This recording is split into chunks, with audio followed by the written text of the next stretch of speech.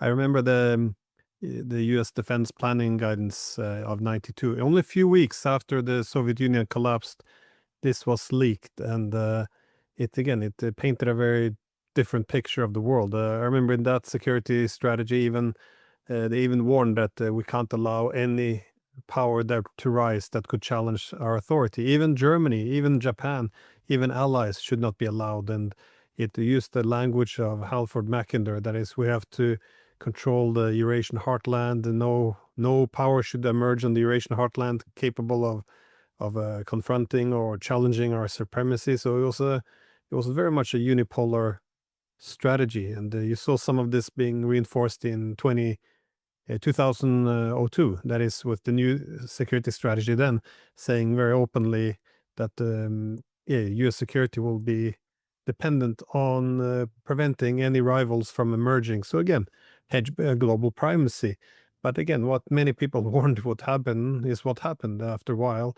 Running a global empire is expensive. First, one would exhaust one's resources, and then incentivize collective balancing by the rising powers. Now we have $38 trillion in debt and BRICS balancing the US. So, it seemed to have played out as many predicted. But that's why I wasn't that surprised by this security strategy. That is, if the US has to focus on some regions, then of course the Western Hemisphere, its own backyard, in East Asia, where China is, and the main economic powers, it makes sense. And of course, if you pivot there, you have to pivot away from somewhere. And that somewhere would have to be Europe. It's but it's not Trump only. I mean, you can go back to Obama in 2016. He said, we have to pivot to Asia. If you pivot to there, this new troops, this new money, it doesn't come out of nowhere. It has to be drawn from somewhere. And I think there's always going to be Europe, and also the role of Russia and the U.S. All of this switches, because if you want a unipolar world, you want to squeeze the Russians out of Europe. You want to have a collective hegemon. That's NATO expansion. And you redivide the continent, make the Europeans dependent. If Russians weakened, it makes sense from my perspective, though. But in a multipolar world, all NATO expansion does is push Russia to China, and it keeps the US in Europe where it wants to pivot away from. So there has to be some strategic changes, I think. So Yeah. Glenn, you've had John Mearsheimer on. He's one of the people that told me that I was part of his Realism School of International Relations. I had practiced realism for 27 years as an analyst of Soviet Union and Russia, but I was delighted to hear that it was his realistic school. As a matter of fact, I asked him, "Are there others? Are there other schools?" Well, apparently there are. Ideological or values. I don't understand it. We look at the facts, right?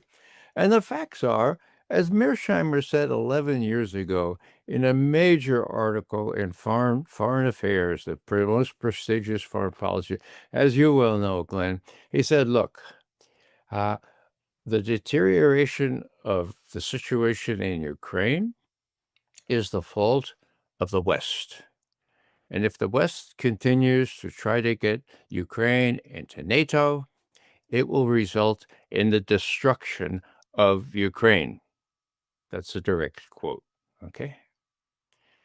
Now, many years later, about 5 years ago, I had a chance to ask John before a very large group. Now, John, the Russians invaded Ukraine. People were saying this is unprovoked. You seem to think that, you kind of predicted that's exactly what they would. So how do you feel about that? Well, John very succinctly said, look, in my view, it's demonstrable that Putin did everything in his power to prevent having to invade Ukraine.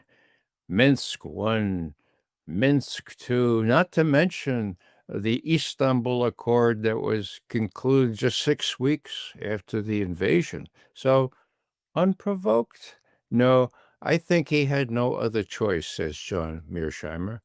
And so do I. I mean, it doesn't matter what McGovern thinks, but I look at the empirical evidence. I'm a realistic school of IR person, And, I don't have all those fancy degrees, or I'm not a professor, but I did spend 27 years and decades since, parsing what Russians say, what the Europeans say, what the Ukrainians say, and just looking at the damn map, for God's sake.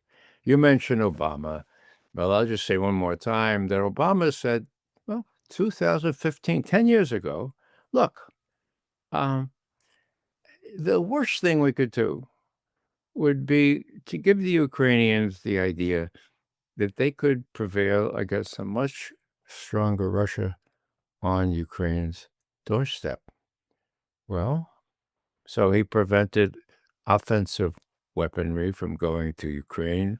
Trump allowed these Javelin missiles, I think, or some of these missiles and now, of course, Biden turned on the spigot.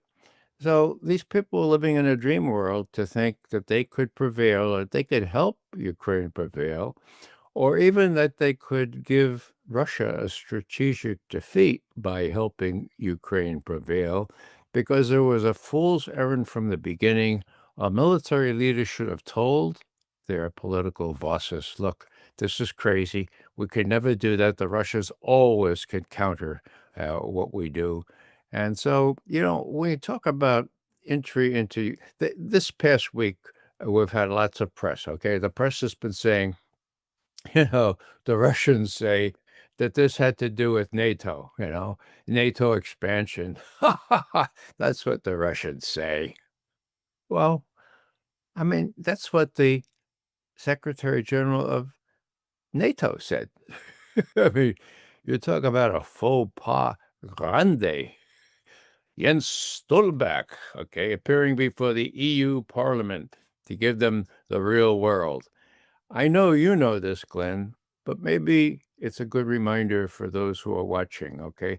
Here's Stoltenberg, 7 September 2023. Look it up. You have to see this to believe it. Quote, President Putin declared in the autumn of 2021 and actually sent a draft treaty that they wanted NATO to sign to promise no more NATO enlargement. That was his precondition for not invading Ukraine. Of course, we did not sign that. So he went to war to prevent NATO, to prevent more NATO close to his borders. Okay. Now, I think I will say what else he said. He laughed and he said, and he tried to prevent NATO enlargement, and he got Finland and we got Sweden, so we got NATO enlargement already. By that time, Glenn, 500,000 young Ukrainian boys and men had perished on the battlefield. And he's laughing at this? Sweden and Finland? I mean, so in other words, if there's any doubt that NATO enlargement, that Ukraine going into NATO was the casus belli here, as well as the abnegation of the Minsk Accords and that Istanbul Accord, and the shelling that upticked by a factor of 10 in Ukraine right before the invasion, well, you could say it was unprovoked, but that's because you're not being quite honest, or you don't know what really happened because the Western media has concealed it from you.